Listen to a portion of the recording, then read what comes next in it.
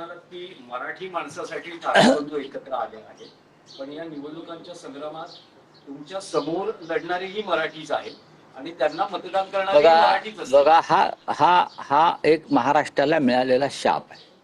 छत्रपती शिवाजी महाराजांच्या काळापासून मराठी माणसानंच स्वराज्याला विरोध केला.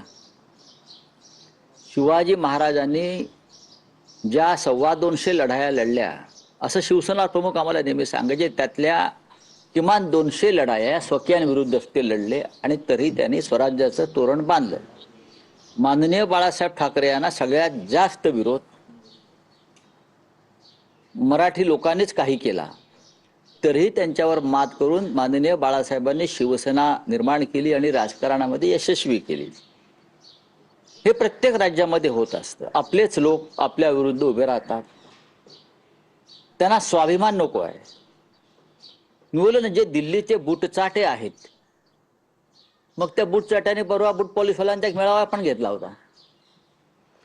ते प्रॅक्टिस करतायत चांगल्या प्रकारे दिल्लीचे बूट कसे पुसता येतील किंवा बूट कसे चाटता येतील, त्यांची रंगीत तालीम सुरू आहे.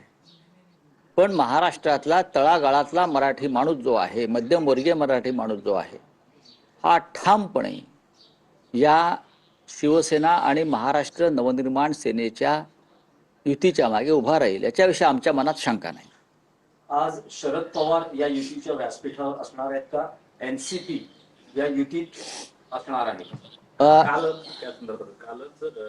शरद पवार गटात ते मुंबईतले सगळे पदाधिकारी हे वर्षा गायकवाड यांना भेटायला गेले होते आणि साधारणतः तुम्ही जेवढ्या जागा देत आहात तेवढ्यावर ते समाधानी नाही आहेत. त्यामुळे बघा की एकत्र येत आहेत. बघा, राष्ट्रवादी काँग्रेस पक्षच काय, काँग्रेस पक्षाने आमच्याबरोबर असावा अशी आमची भूमिका आहे.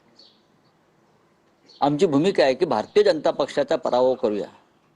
मुंबईचा बिहारची निवडणुकीचा निकाल लागू नये, तो आम्ही लागू देणार नाही. राष्ट्रवादी काँग्रेसला जयंतराव पाटील, सुप्रियाताई सुळे, स्वतः शरद पवार याच्यामध्ये लक्ष घालतायत.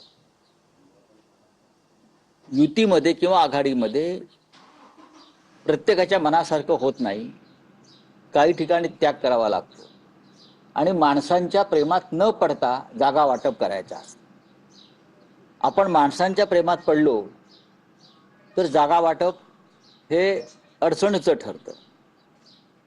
जिंकेल त्याची जागा मेरिटवर, गुणवत्तेवर, हे आमचं धोरण आहे आणि ते आम्ही शिवसेना आणि महाराष्ट्र नवनिर्माण सेनेमध्ये सुद्धा आम्ही ते धोरण राबवलं. त्याच्यामुळे राष्ट्रवादी काँग्रेस असेल, हे आमचेच सहकारी आहेत. काही ठिकाणी काँग्रेस मुंबईच्या बाहेर आहे, तर आम्ही हे धोरण ठेवू की गुणवत्तेच्या आधारावर, मेरिटवर जागा वाटप व्हावं. राऊतसाहेब, गेल्या साधारण 15 वर्षात मुंबईतलं